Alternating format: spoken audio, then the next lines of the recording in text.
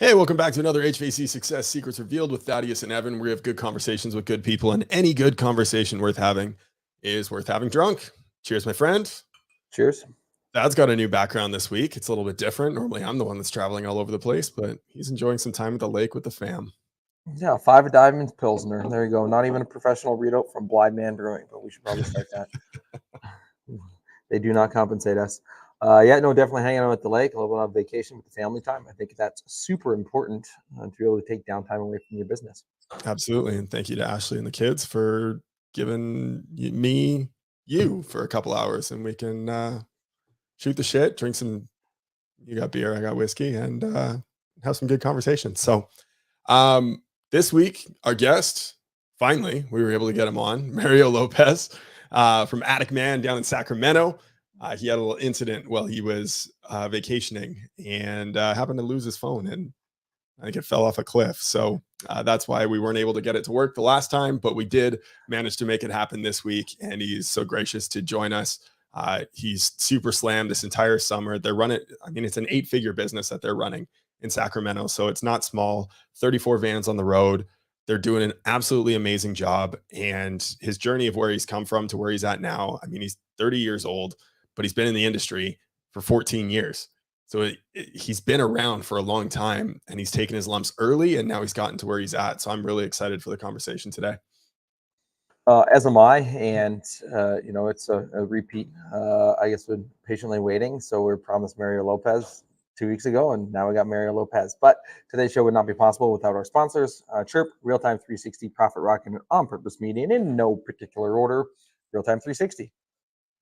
Real-Time 360. Are you tired of juggling multiple marketing tools and agency owning all of your logins? Say goodbye to the frustration. Take control of your marketing with Real-Time 360. Streamline your reviews, automate socials, engage your customers with live chat, and more importantly, track all of your success, including all your rankings for SEO, all in one place. You own it. Join the revolution and the power to empower your success with Real-Time 360. There you go. A little too early today, right? It's okay. I at least made it to 1 o'clock where I'm at before I had a beer. I think it was like 11 a.m. yesterday. So CHIIRP, the other one, and they're all the ultimate automation toolbox for home service pros that help you capture more leads, connect faster, close more deals, and turn those leads into raving fans. Just ask Dave. Signed up and in his first month added $42,000 in revenue to his business just with CHIIRP. Cassie signed up and added $80,000 in revenue in just 14 days. With a whole bunch of different things that they have. If you want that too, great. Click the link, the chirp.com/HSSR. Get 25% off your first 3 months. And last but not least, we got Profit Rocket, because at the end of the day, you've got all these leads coming in, but now you got to sell them.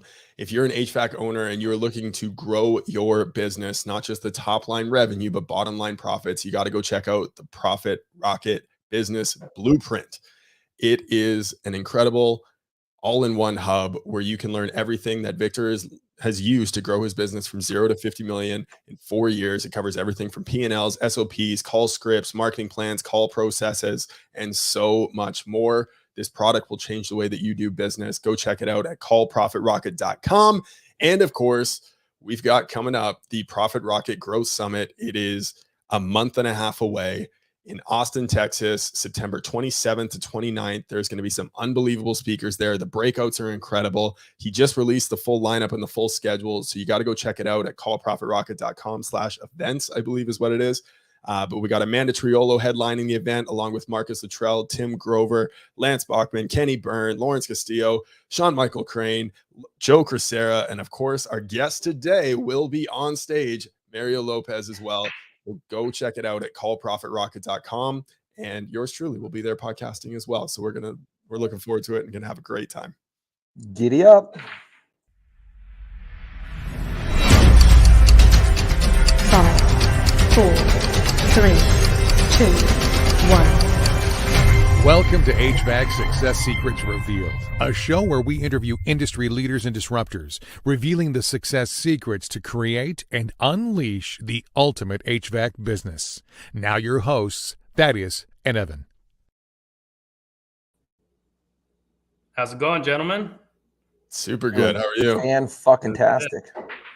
I knew you were going to bring up missing it while my phone flew off of a cliff. I like how I said technical difficulties, and it was definitely more than technical difficulties. There's no ability to have technical difficulties when your phone decides to go for a ride off a cliff. Yeah. Backpacking through Kauai is fun until you drop your phone off of a cliff. And for anybody who's ever gone backpacking throughout Kauai, you're pretty remote. It's not real easy to find a phone place when you're deep in the Wailea Mountains. So pretty crazy story, but 100% true. There you go. Yeah, I've never been to Kauai. I got this as a gift, but I've been to Maui. Oh, right on. Yeah. I just gotta say, you got quite the fan section here already. We got a fanboy here. That's Sam Wakefield. Of course, Victor chiming in.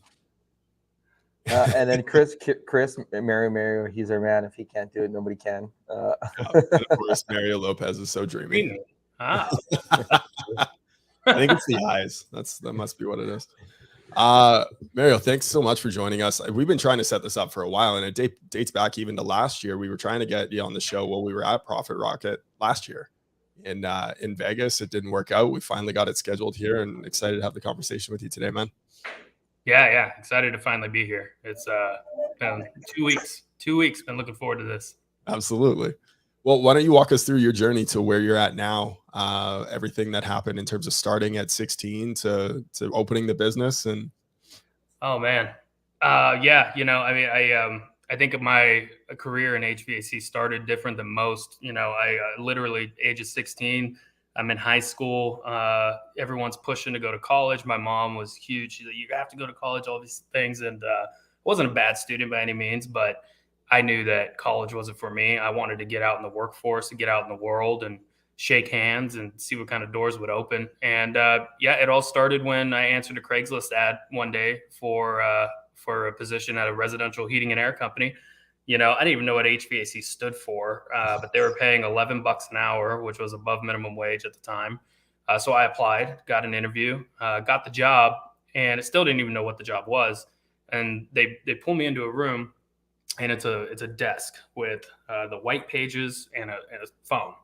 And I had to cold call people and sell them, tune-ups for their AC I was in the call center. I'm 16 years old. It's one of my first jobs ever. And I just started reading the script, calling people, just doing my job. That's where it started, literally the bottom position in a company. But you learn a lot doing that, right? You learn rejection very early on. I mean, cold calling, every 100 calls, you're going to get at least 80% of people that tell you to F off and hang up on you. But when you can say fuck, it's okay. Yeah, well, they tell you to fuck off, right? So, but you're 16 years old. You don't know any better. You're just doing your job. And I did that. I mean, it was like 3 or 4 years solid of doing that for a few different companies. I kind of moved around, and I was really good at it, but it taught me sales skills, taught me communication skills, how to handle rejection, how to overcome objections, and that was kind of the start of my HVAC career. And then from there, we were getting so busy on tune-ups, and the techs were converting them into sales and all these things. They say, hey, we're slammed, do you want to learn how to install units? We need help in the install department. I said, sure. So, got out there and started learning how to install units, and it just kind of went up from there to service, from service to sales, and then into management, and eventually, learning enough to where I felt confident that I could branch out on my own at the age of 23. Wow. Crazy. 23 years old. You're a kid. You're a kid running a business at that point. Yeah. Technically a business. I think at 23, now looking back, I wouldn't call it a business. Right. I mean, I'm just running around. I wasn't doing accounting or marketing. I'm just fixing AC units and, cashing checks as much as possible. But yeah, it was the beginnings of a business. Definitely. So I got two questions. One is kind of going back to, you mentioned following the script, and I want to touch base on the no accounting, no marketing, and thought you're running a business and getting back into that, because I think there's some powerful things to go from there. But I think a lot of times when people start cold calling or start sales or start a business, and hey, look, Profit Rocket Blueprint, here's a great example of it. Be able to just follow something, right? But when people see that, now they try to tweak it and put their own knowledge and wisdom in there. So if somebody's seeing, okay, well, I've got a script, I've got a blueprint, I've got something to follow, yet they want to add in their own shit, what do you say to that person? Well, I mean, if I had something like Profit Rocket when I was 23, I think I would have just skyrocketed. I would have gotten to where I'm at now much quicker. I didn't have a playbook. All I had was experience from actually being in the field and doing these things. It's very important to kind of start to learn those things early on. Why is it important to book these type of calls, and why is accounting important? Why is marketing important? And to start to learn, at least the basics of each of those things. And as time goes on, you have to build a team around you. You have to meet people and bring them into your circle that specialize at those things. Now we have one person that's dedicated to marketing. She's a marketing expert, right? We have Georgia, who does all the financial and accounting. We have another girl in the office that all she does is financing, because 80% of our jobs are finance now, just taking applications. And so, you can get the blueprint, and you want to start to kind of engulf yourself in this information, start to learn what it takes to build a successful heating and air business. At the same time, recognize you can't do it yourself, right? You have to get out of the chuck in a truck stage and actually start to hire employees and have W-2 employees, and that are actually running through payroll. You're not just paying them cash at the end of every day. And you find the best people you can in each of those areas to join your team, and they're going to help propel you to success. And like the truck in the truck stage, I mean, that's the big thing, right? Like I think you were a truck in a truck trying to catch, cash checks, just fixing ACs. So walking from, I guess, that stage, you're 22 years old, thought you knew that you had a business, into where you're at now, running 8 figures. If somebody were in that same position as you, regardless of age, that they think they have a business, to really, and by the way, I always caveat this: if you are happy running that business by yourself, chucking a truck, completely fine. Okay, just because somebody else is running a 10 million plus per year outfit doesn't mean that you have to run a 10 million per year plus outfit. If you're happy running a $2 to $4 million business, great. Be happy running that $2 to $4 million per year business. However, if you want to take it to that next level, if you are that chuck in the truck, or if you are that $2 million per year business, what are some things that you've learned along the way, the hard way, that you can impart to somebody else to not repeat those same mistakes? Be really careful on who you bring in, to your circle, and where you open yourself up, where you're giving all the information out about your plans and how you're going to get there. In the beginning, I made some really bad hiring decisions where, somebody comes into a interview, they're going to put on their best front, and you're going to believe them, and you bring them in and it sounds great.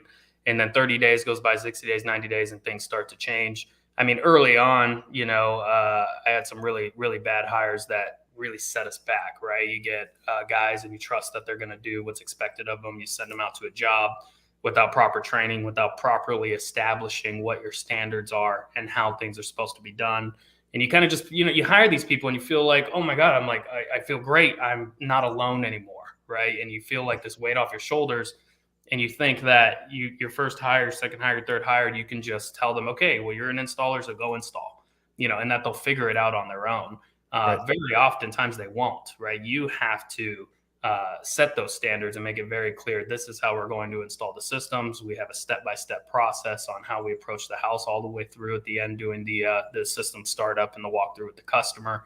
I think that was a big mistake that most people make because you just don't know better. Don't just hire people and then throw them out in the field thinking, okay, well, this guy's been a tech for, X amount of years. He knows what he's doing. He'll be fine. When you get those first hires, I mean, one of my first, guys that I really tried to teach everything I knew to him. He had no experience in HVAC. I rode around with him personally for 18 months before I finally, set him out on his own. And that's a long period of time, and it's a lot of energy and time, but it paid off because I was able to kind of mold him and teach him how we want to do things and what our vision is here at Atticman. And by the time I set him free, he just became a rock star like that. He took it and he ran with it. And not every employee is going to take 18 months, obviously. But I think just don't hire people and then just throw them in a truck and say, okay, go, right? You got to establish some level of protocol and standards on how you expect things to be done. You can get a lot of that from Profit Rocket, how to run a service call, how to, run an estimate, things like that. But you want to build that and at least have some kind of structure in place first before you just start hiring people thinking that they're going to take the business and build it for you. Because oftentimes the opposite happens, right? And then you're stuck cleaning up the mess. Oh, always. You're the one that's left with the bag, right? Nobody's going to care as much as you do. Yeah. With those bad hires, how long did it take you to realize that they were not the right person and not the right fit, and for you to pull the trigger and let them go? In the beginning, 23 years old, it took a long time because I didn't know better, right? I hadn't hired employees before. So, there was probably a couple guys that stuck around way too long, months or maybe even a year longer than they should have. But those were my learning lessons. I figured out from there, what we were looking for in people that we're going to bring onto our team and what we weren't looking for, right? There's a difference between hiring somebody who's just in it for the money. They just are coming to clock in to make a paycheck and go home, versus hiring somebody that's passionate about what they're doing, sees the same vision that you see, and wants to actually, take that vision and build it. And that's what I look for now. So, back then it was way too long. Nowadays, I can pretty much know within about 45 days or so, if this is a good fit or not. You're never going to know from the interview. It takes a little bit of time, but if there's a way for anyone to take any advice there, I'm looking at hiring employees. I know there's a lot of people out there in that position. That's always the first big step, right? Like actually hiring people and letting them take some load off your plate is just have some structure in place first. It doesn't have to be perfect. It doesn't have to be the end all, like this is how it's always going to be, but have something in there. And it can be as simple as, if you're hiring your first technician, you set a standard that every day at 7:30 a.m. we're going to jump on a phone call and we're going to review your calls for the day. We're going to talk about your first call. If it's a tune-up, how are we going to approach this call? If it's a service call, how are we going to approach this call? Talk about the call with them. And you just make that a standard. Every single day at 7:30 a.m. they have to call you and check in. And then after, in the middle of the first call, they can call you. How's it going? Right. And you can kind of get an idea for how the call is going, and at the end of the call. So you could set that simple standard just like that. Would be a huge difference when hiring your first employee versus just hiring someone, say, okay, you got 5 calls today, go, call me if you have any trouble. It can make a really big difference there in their productivity and how it affects the business. No, and I want to extrapolate on that a little bit, but I do want to go backwards a little bit. And how do you distinguish between knowing if somebody's in it for the money versus passion for the trades? And also, how do you know after the 45 days whether they're going to be a fit or not? Well, again, interviews are interesting, right? It's like a first date. Everybody just, they tell you everything you want to hear. They say all the right things, and it sounds like a match made in heaven every time. I kind of look for things where, I like to ask the question, like, why do you want to do heating and air? Even if they've been doing it for 5 years, why do you want to do heating and air? And if they say, oh, well, there's a lot of money in it, that's kind of a red flag. Like, okay, like we all go to work to make money. We built this business to make money. Like, obviously we're here to make money, but if they say something like, you know what, I really enjoy being out and about, being in a new environment. Every service call is like a new puzzle for me. Every homeowner is somebody new to meet. I enjoy, that aspect of it. Well, that kind of gives you a insight, on the fact that they actually appreciate the work and enjoy what they're doing, not just coming in for a paycheck, right? And there's certain questions you can ask that can kind of reveal those things. I also like to ask people, tell me about yourself. What do you do outside of work, and what are your goals, right? So there's a difference between an employee that doesn't have goals and somebody that just is going through the motion. They clock in, they collect a paycheck, they clock out. And versus someone who actually has goals. If I interview you and I say, hey, what are your goals? And you say, well, within the next 24 months, I want to put a down payment on a house. I know I need this much to do that. And I figured if I, come in and work at this company, I could probably reach that goal. Or, I really want a big one is buying a car. I really want this nice car. I know it costs this much and I have this goal to get there. Then that tells you that they're looking past just clocking in and clocking out. They have a plan for themselves. And I think that's really important for everybody. Everybody should have goals and plans and things that they're working towards in life. You don't want to get caught up in this cycle of just clocking in and out every day, and getting stuck and feeling like you're not moving forward in life. right? So, those are things I'll look for. People that have goals and ambitions and actually have things about the trade that they appreciate and like. Those are all good signs for me that that they'll be a good fit. We talk about that a lot in our meetings, and having goals and why that's important for you and how that's going to affect you and how that's going to in turn affect the company you work for, and push everybody forward. As far as the 45 days, if a guy's been there for 2 weeks and he's already showing up late, I mean, these are simple things, right? These are very simple. But if it's your third day at work and you're 5 minutes late here and you're 8 minutes late here, and the company meeting was at 7 a.m. and you stroll in at 7:02 or 7:10, I mean, those are all warning signs right there, right? Like they don't care. They're not taking it seriously. They have poor time management. In terms of an attitude, you got to kind of watch. I guess I like to call it the vibe, right? Just watch their vibe. Like, are they getting along with the other technicians, right? Are they putting out positive energy when you call them on the phone to check in with them about a certain call? Are they putting out positive energy in terms of, I went to this call and this went really great, this went really great, or hey, this didn't go so great, but that's okay because this is what I'm going to do next time to fix it. As long as they're putting out that positive energy and have some passion going, that is usually a really good sign for me that, okay, this is working, right? They like it here. They're treating our customers well, and they're passionate about what they do.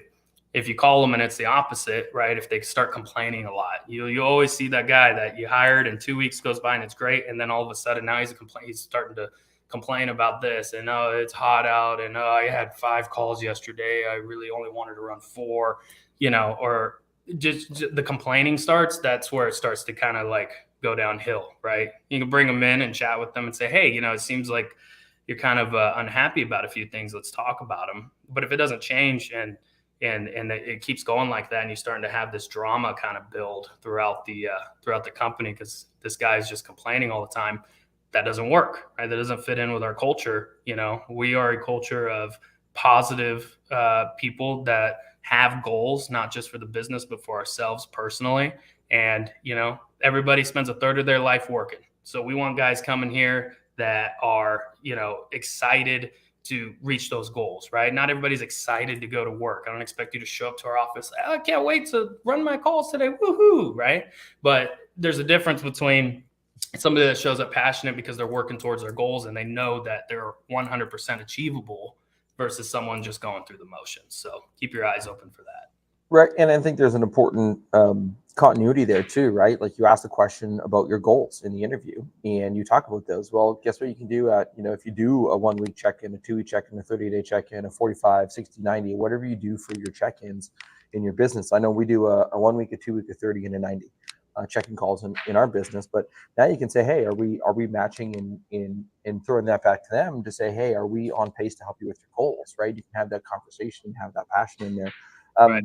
Well, and one of my favorite interview questions, by the way, is describe yourself in the third person, and it's literally the first question that I ask them right off the hop, and I love sharing that with people. I got that from Dennis Yu. It wasn't not even something that I came up with, but when you ask them that question, everybody stumbles on that. They're like, third person, oh boy, and then it catches them off guard and makes them think, and it sets the tone for the rest of the interview. So sorry, Evan. I don't even remember what I was going to say now. Oh yeah, I do. And I love that interview question, by the way. And I've watched some of the interview recordings of people and things like that we've done. And I've had to run a few interviews and ask that question. It's fantastic. Every time that they do it, it forces a more authentic answer, which that part I love. But also tying the goals into what it is that they do on a daily basis and how it's helping them either move closer to or further from the goals that they're wanting for themselves personally. Everything that you can tie back into that, and you can continue to bring it up to them. And then my other favorite question is, well, are these still the goals that you want to go after? Because far too often, I know for myself, I've gone after goals that I was really excited about at the time. And then I realized how much it was actually going to cost me in terms of time, energy, money, etc. And I was no longer willing to pay that price. Right. But I made that commitment, so I feel like I should still go after it. And there's this conflict that comes about. So I always love checking back in and reevaluating goals with people too, because most people won't do that. Yeah, yeah, no, that's a good point.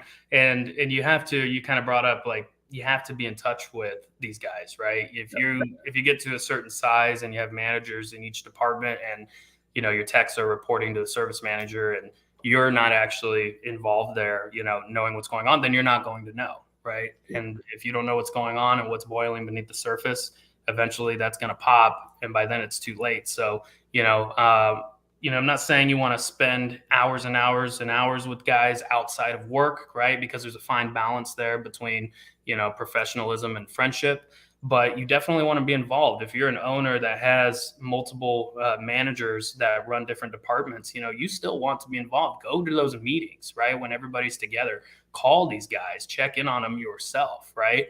You want to be a part of that chatter and kind of know what's going on within your organization so that you can you can make moves appropriately and make sure that you're checking in with the right people. Love that. And it might be tough depending on, the scale and the size of your business. I think like somebody maybe doing 50 million might be a little bit difficult to do what I'm about to say, but when you're a smaller outfit, you have the ability. And I know, Oscar, they have he has a couch in his office, and they come in and people do just lie on the couch and have a conversation with Oscar. That's Oscar and Cassie. And so that's a pretty cool thing now, because he has the ability to connect with a whole bunch of different team members, right? Or and I think it was Ryan Tutak from Action had mentioned this, is the pop-ins, right? Like, go have a 5-minute pop-in, a 10-minute pop-in, just randomly. It's easier with the office staff. If you guys are out in the field, it's maybe a little bit more difficult. Maybe go spend a car ride with them, right? Go ride in the vehicle and sit there and have a conversation, because now when you connect with them, they feel a lot more important. They feel part of the team, and they feel bought into the overall vision of the organization. If you're the disconnected CEO, well, they're never going to be able to work and run and get the bigger pitch and the bigger goal of what you're building. Right. Yeah, absolutely true. 100%. Yep. So one early lesson in the transition going from chucking a truck, going around collecting checks, to now running an 8-figure business was understanding hiring and the evolution of that and where you're at now. I love that. What was another big lesson that you learned along the way as you continue to grow that you wished you would have learned at that early 7-figure mark, or even earlier, in terms of running a business and that whole transition that you've made now to running an 8-figure business? Yeah, there's so many lessons that happen. And we grew it was about a 2-year period that we went from a $2.1 million business to an 8-figure business. So it all happened just so fast, and it still is happening as we speak right now. There's so many lessons to be learned. Employees, we talked about that. It's a huge one. Building your team correctly. I would think too is don't get caught up in the glamour of it and wanting to spend money to look more glamorous than you are, right? Especially in this industry, all these guys, they're making money. They want to show off. They want to get the nicest building and all the fancy cars and all of these things. But you got to remember, at the end of the day, you're running a business. You're not playing rock star over here. And, I feel like that's something I've done very well. You would never know it coming to my house and seeing a vehicle that I drive that we're as successful as we are. However, you come into our place of business and you see how our business operates. And at this point, I'm proud to say it's extremely impressive. It's like a well-oiled machine, and it's really, really working great. And that's where we put our focus. We take a lot of the revenue, and you start making really great money. You take those profits and reinvest it back into the business. Don't worry about having the fanciest building and spending money on extravagant things that you don't really need, especially if they're going to add overhead, right? That does not matter, right? You got to have a nice place for guys to come to and be able to feel like they are working at a quality place. Of course, I'm not saying to run your business out of a dump, but I've seen guys just over splurge, and take out a 3-year lease on a commercial property that is just way more than they ever needed. We got to 7 figures out of it's about 1,500 square feet of office space and another about 1,200 square feet of warehouse space. But we made it work. It's a great building, but it's not huge and glamorous by any means, right? And we only did that when we felt that we really needed to, because we were working out of the house. I got up to 8 guys working out of my house. But eventually you have to take that step, but be careful. Don't add a ton of overhead. it will bite you later. It feels great in the moment. You get that new building and the new truck, and you feel incredible, but it's temporary, because then you got to start feeding the machine. Right now, you got to really make sure that you're keeping that revenue coming in, or you're going to look real dumb when you lose all of those things just as fast as you got them. Right. So just remember that you're building a business here, and that's where the focus should be. Use your profits wisely. Obviously, take some for yourself and take care of yourself on a personal level, but the business will continue to deal out dividends if you continue to invest back into it and into your people that help you build the business. I think that is really, really important.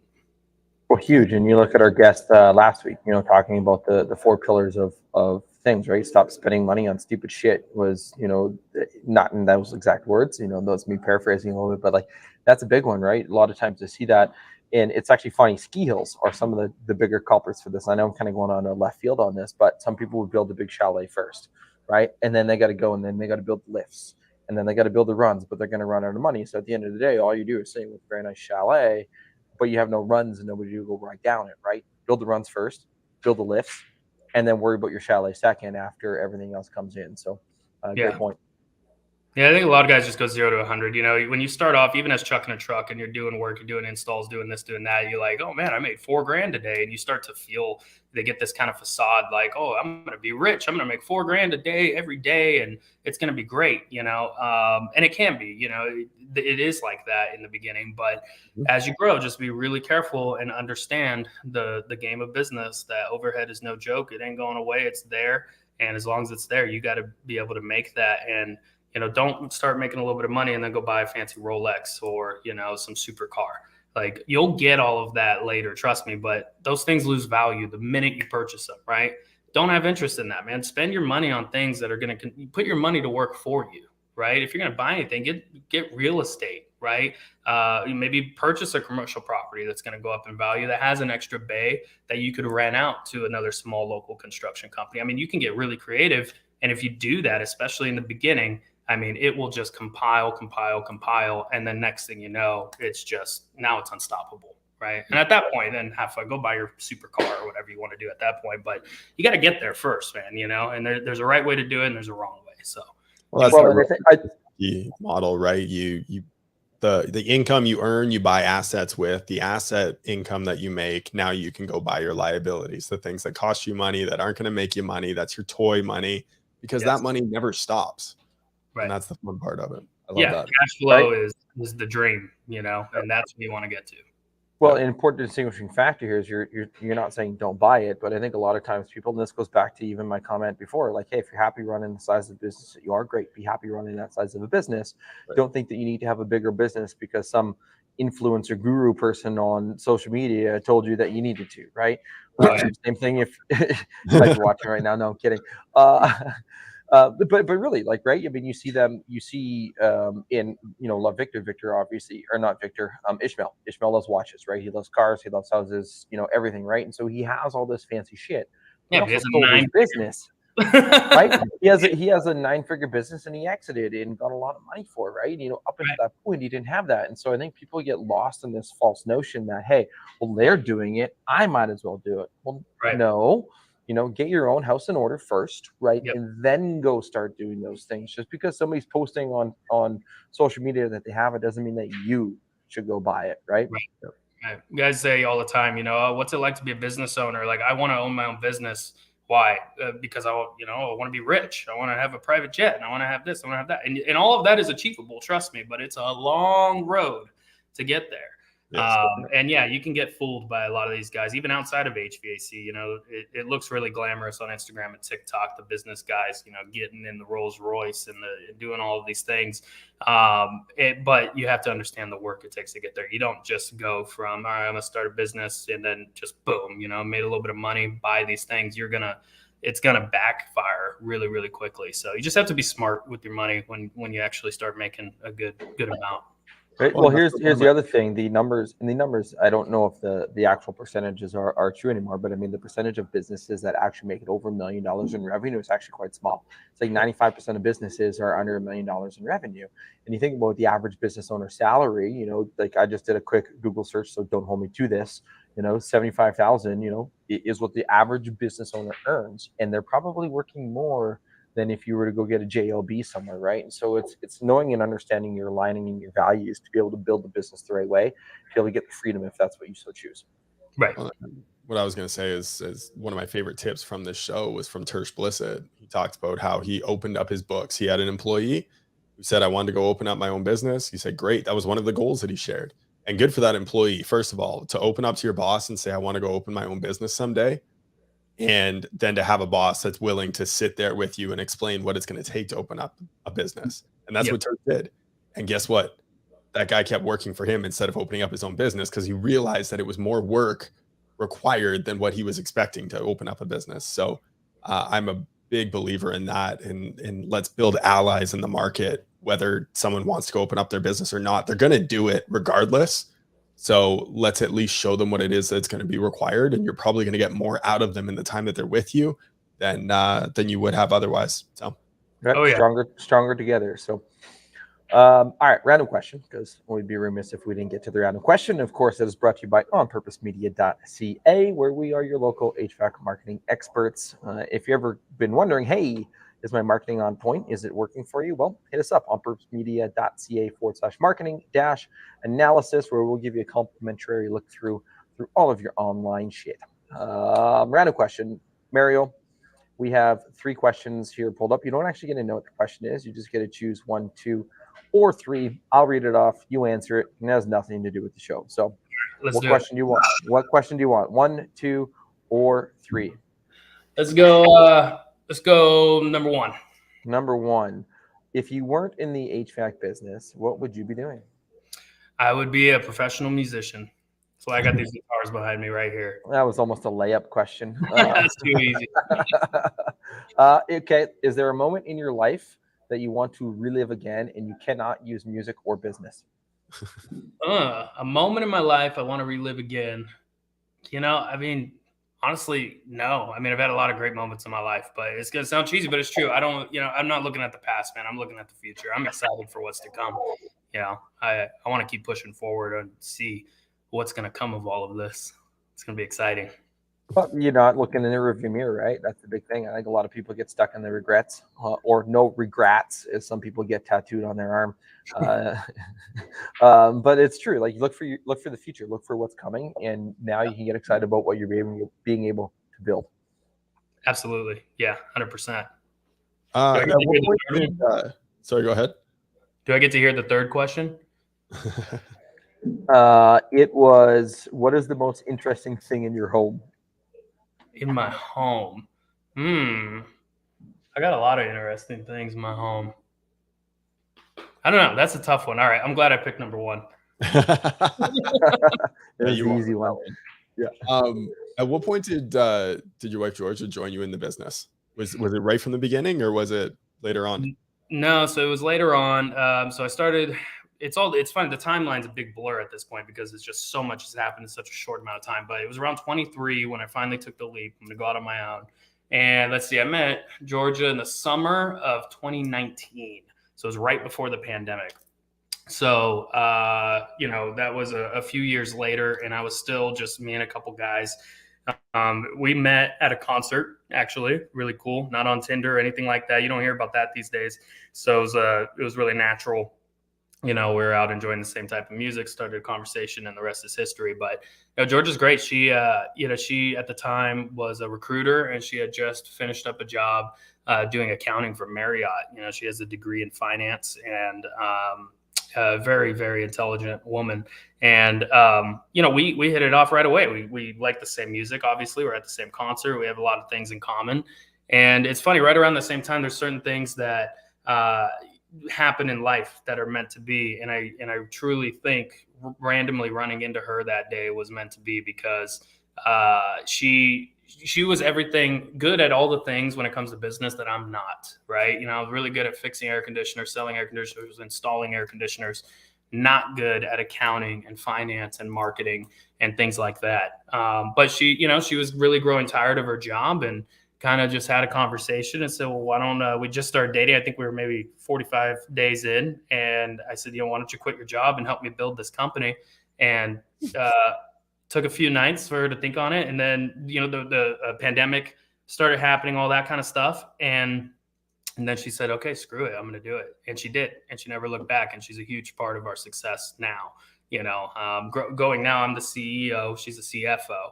Anything finance, accounting, all that stuff, you know, she handles that on the back end. So she's kind of the back end of the business there. And she's phenomenal at it, you know, still learning every day how to become the best CFO she can, just like I'm learning how to be the best CEO I can. You know, we're both the same age. We're both 30. And we're kind of learning this together as we grow this business.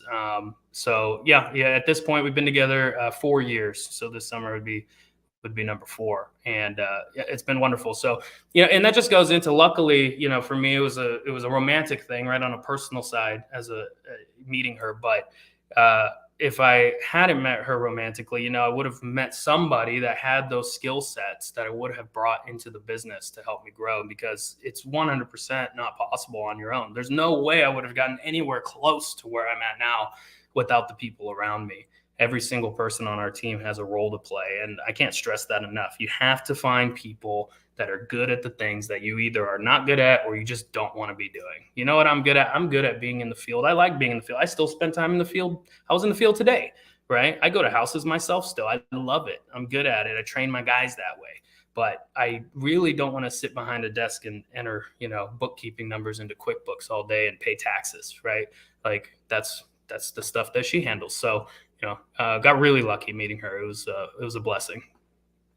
But you nailed something right on the head. Is that you want to find the people that you can that you hire to be experts, right? It's like the people say, well, I'm going to do my own bookkeeping because I want to save myself, you know, $1,000 a year or whatever your bookkeepers cost, right? Like, okay, well, you're probably going to be able to earn more money by doing things that are going to be in your profit wheelhouse that will actually make you 10x that by going and doing that. So you might as well hire somebody who's smarter at it than you. Now you don't have to figure it out, right? It's the same thing for the people saying, well, I'm going to do my own marketing. Well, good luck with that, right?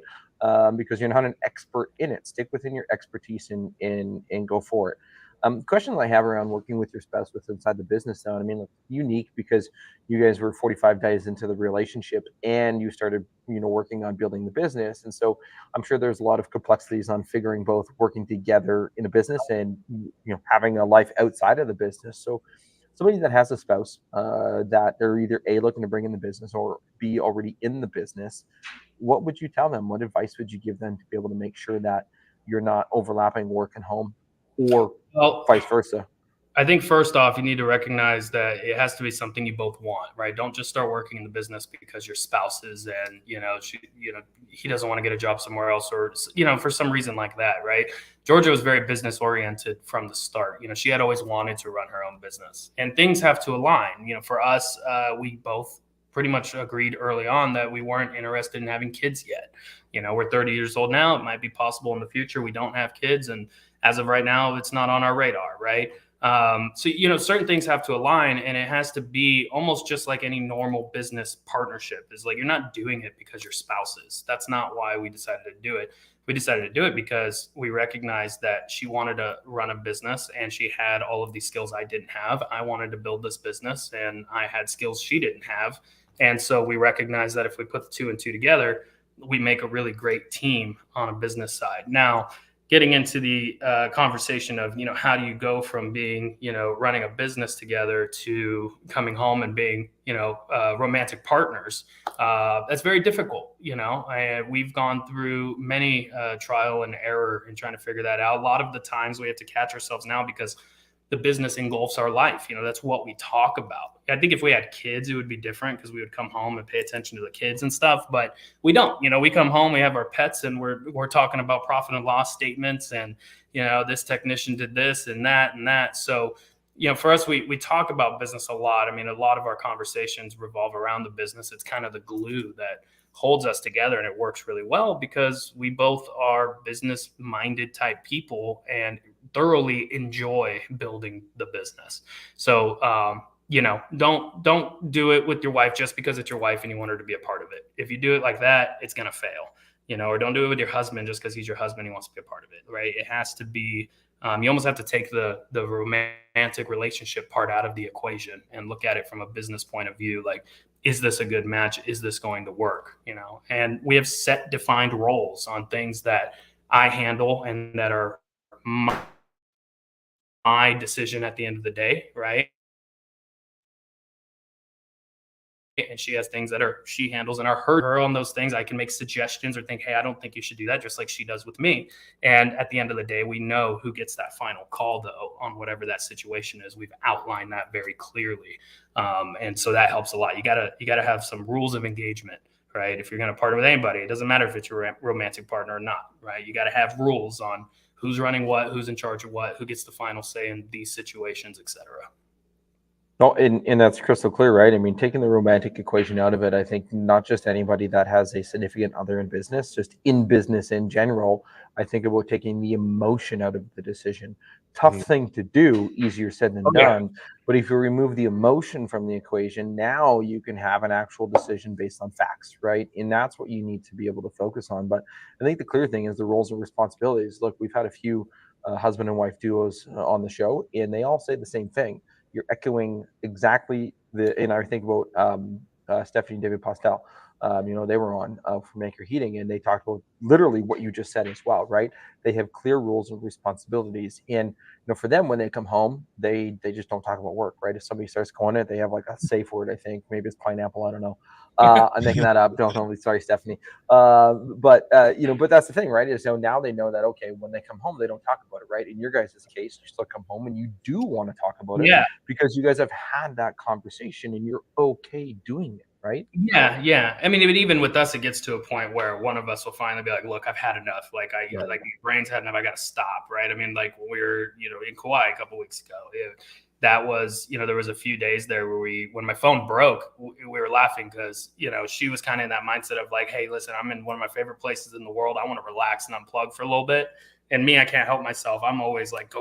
I'm on my phone. I'm doing this. I'm calling, and then my phone, drops and it's just gone. And she's like, that's life telling you that you need to take a break. And it forced me to like, okay, you know what? I didn't make it a priority to go run to the other side of the island to the one Verizon store on the whole place to go get a new one immediately, right? I said, you know what? The world's going to be fine. We built this business to a point where it's self-sustainable and it's going to be okay. Like, what's the worst that can happen? So, you do reach that point. And when one of the spouses or partners is saying, I've had enough, I need a break, then you have to be able to respect that and, kind of unplug yourself and get down and match that energy. Right. What was it like not having your phone? I know you mentioned that you're 30 and you might not remember a time where you didn't have a phone. I'm 38 and I had my first phone when I was like 17, 18. And so like, I remember vividly being, 16, no phone in completely different world, right? Or even in my early 20s with a phone that didn't even have text messaging capabilities. What was it like not having a phone? It takes you back to not having your phone these days is crazy, especially if you run a business, because I run my whole business through my phone, right? It puts you in a whole different state of mind, man, when you're just disconnected like that. You're disconnected from social media, you're disconnected. You guys are tagging me like, oh, Mario Lopez is missing. I had no idea. I didn't see that until like a week. I got my new one. And I'm like, oh crap. I think for anyone that hasn't built the business to a part where you have, managers and processes and things in place that can take that ship and go forward, it can put you into a panic because you don't know what kind of fires are sprouting up that require, and anybody in business ownership knows that there's fires every single day. So, at first it was a little like, oh shit, like, what am I going to do? But Georgia kind of talked me down. It's like, hey, it's gonna be okay, right? Like, it's not the end of the world. And it was, and after a little bit of time went by and I was able to actually unplug, I was actually able to unplug more than I ever have before. And I started to view it as kind of a challenge, right? I didn't make it a point. I could have gotten my phone fixed probably 3 or 4 days earlier than I did, but I made it a point not to because, I said, you're right, Georgia, you're right. Like, we've built this business. We have really smart, intelligent people in place. We have great processes in place. Let's put them to the test. Can they last a week without being able to get a hold of me? And they did. When I went to turn that phone on, I was expecting shitstorm, to come in of all these problems that require my attention. And I have to say, I think there was one thing that actually required my attention that somebody on our team didn't already handle and take care of. So that was kind of a defining moment for me 2 weeks ago. It just, really, I was really proud and impressed at what we've accomplished. And it was really a testament to how far we have come, because there was no way a year ago or 2 or 3, 4 years ago, I would have ever been able to do that and everything be okay when I come back. So that tells me we're on the right track. Love that. Would you do it again? Would you do it again, but for longer? Would I do not it again? Not have your phone on, like completely turn it off and not turn it on. Oh yeah, man. I mean, that's the goal, right? I want to be able to go. I want to go somewhere for a month and be able to turn my phone off and everything's running like clockwork, right? That's what we dream of as entrepreneurs. A self-sustaining business you can take yourself out of, and it just completely runs, just like it was when you left. So absolutely, that is definitely a goal. Love it. Was that the first time that you've gone an extended period of time without contact with the team? Yeah, I think so. I mean, we've gone on vacations before or even business trips before where we have one of our main managers who, I call him Junior GM, because anytime I'm gone, he'll kind of step in and really keep things going. And, he'll put out a message that says, hey, Mario and Georgia are gone for X amount of days. Don't bother them. Come to me instead if you need something. And so we've done that, but I'm still, we use Slack in our company with all the different departments, so I'm completely connected. I'm connected. You can see that there. I'm connected at all times in all the departments throughout our company and what's going on. So even if I try to disconnect, if this thing is in my pocket, I can't help myself. I'm going to pull it open and start looking at things. But yeah, that was the first time that it actually was, the phone is gone and it's gone for, extended period of time. Yeah, definitely the first time for that. That's really cool. No, that is, like you said, it's the dream of an entrepreneur to be able to get to that place where you can step away and the team can be self-sufficient without you, and maybe even more efficient. Yeah. I mean, it's cool seeing those changes when you come back. It's like, wow, you guys, I came back to the office. I almost felt unneeded. It was weird. I was walking to the office and I'm looking around. I'm like, you guys need me here? Like, you want me to leave? You guys, you're doing great. And that's a weird feeling too. So yeah, no kidding. I'm distracted by him. He's yeah, what is he doing? He's talking to somebody. He is.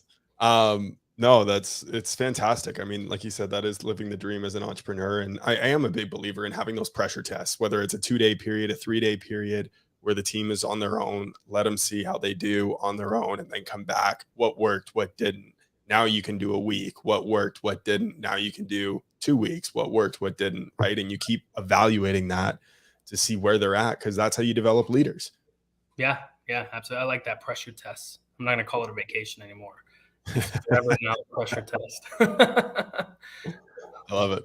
Well, I know you need to get back on the road here shortly. So do you want to ask you one final question? By the way, for anyone that does want to get a hold of Mario, you got some questions for him, or as I can't remember who it was that said it. Was it is that a new way to say Mario? It's Mario. That was Sam Wakefield. And then I asked him, that's a lovely accent, New Jersey. There you go. Yeah. So definitely check out their website. They've got a beautiful website, atticmanhvac.com. You can reach out to Mario directly at atticmanhvac.com, and then check out what they got going on Instagram. You can follow his Instagram, Atticman MAR, or Atticman HVAC for the team Instagram. They've got some great stuff that's on there as well. So go check it out. Highly recommend it, because at the end of the day, you can steal from the best with pride when it comes to social media, and post within your own market and see what other people are doing to achieve success. We got one final question for you. Yes. And that is, what is one question that you wished people would ask you more, but they don't? Question I wish people asked me more. I don't know. How you doing? I think everyone kind of forgets, like, that you're a business owner, and everyone thinks it's just, your life must be perfect. It's glamorous. And you must make all this money and stuff. Nobody ever asks, how you doing? Everyone thinks I'm just happy 100% all the time, and the truth is business ownership is very difficult. It's very, very difficult. And there's a lot of things that we go through as business owners that you can't have a chat with, your buddy that doesn't do business, he was not going to get it, or your mom or your dad or whoever it is, so there's a lot of things that we have to kind of keep to ourselves, and keep us up at night, that we're thinking about how we're going to do this, how we're going to do that. And, it's a real thing. I think I've been seeing that more and more posts on Facebook from guys that are in this industry that are looked at as like having it down perfect, and nobody has it down perfect. You never know what anyone's going through. Everybody has a life outside of the business. I had one of my guys call me the other day randomly. I thought it was a problem, one of my technicians, and I answer, and he says, "Hey, how are you?" And I said, What are you talking about? What's going on?" He's like, "Nothing. I'm just asking, how are you?" I mean, that totally caught me off guard. And I was like, I don't remember the last time somebody asked me, how am I, So, look out for your friends out there. If you know any business owners or anybody's life that looks like it's perfect, reach out to them, ask them how they're doing. It only takes an hour or so to go grab a beer with a friend and be able to chat. And I'm sure you have tons of things you want to chat about with too. So, that's really important. And you mentioned my Instagram there. I want to make clear to anybody that listens to this, you can message my personal Instagram and it goes to me. I've had tons of guys all over the country reach out, wanting to chat and ask questions about business and how we did this, how we did that. We can't fit it into an hour-long podcast. It's impossible. But my door is always open, so to speak. I have guys on there that message me, and I'll give you my cell phone number. Call me up. Let's talk. I'm always interested in hearing about what you're going through or anything you need help with. I'm always there to help you with anything you might need. So don't hesitate to reach out. I love that. And that's one thing, Thaddeus and I, we met originally selling Cutco knives back in the day in high school and university. And one of the mottos that they always had was complain up, right? If you've got an issue, if you've got something going on, like complain up, because they've already been through it. Well, when you're running your own business and you're on your own, you're on an island essentially. And it's really difficult to do that. But having other people within the space, other people within even just the trades in general, that you can reach out to on Instagram. They've been there, they've done it, they've gone through it. More often than not, they're willing to help. Send them the message, reach out, see if you can connect. Facebook, Instagram, all great places. The Facebook groups are fantastic for that as well. Definitely reach out, get help, seek advice. You're not alone. You're really not. And everybody, it's like this stigma attached to reaching out and asking for help. It's like you're going to look weak or like you don't know what you're doing. I still reach out to guys and ask for help all the time. And tons of guys reach out to me too. It's supposed to be a community, and there can be some toxicity in it.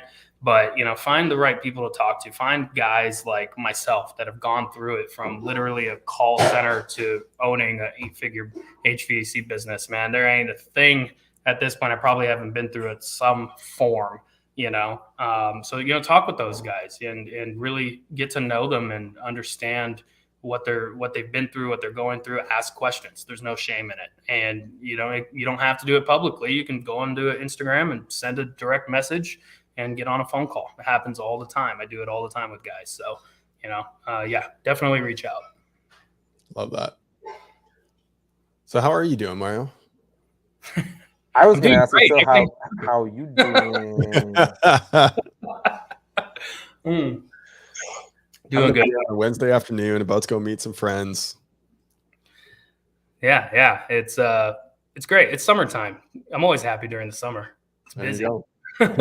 It's busy. When the business is thriving, I'm thriving. Let's put it that way. Yeah. Love it. Well, thank you so much for joining us. Truly appreciate it. Look forward to seeing you in Austin.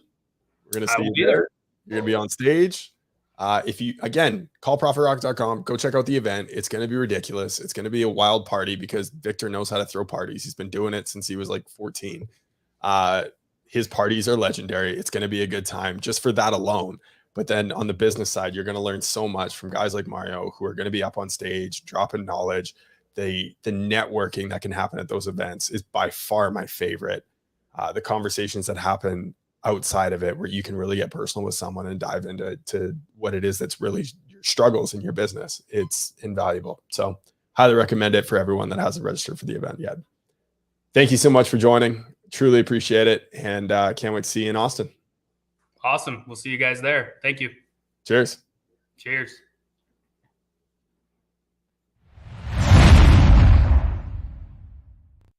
Well, that's a wrap on another episode of HVAC Success Secrets Revealed. Before you go, two quick things. First off, join our Facebook group, facebook.com/groups/HVAC Revealed. The other thing, if you took one tiny bit of information out of this show, no matter how big, no matter how small, all we ask is for you to introduce this to one person in your contacts list. That's it. That's all. One person. So they too can unleash the ultimate HVAC business. Until next time, cheers.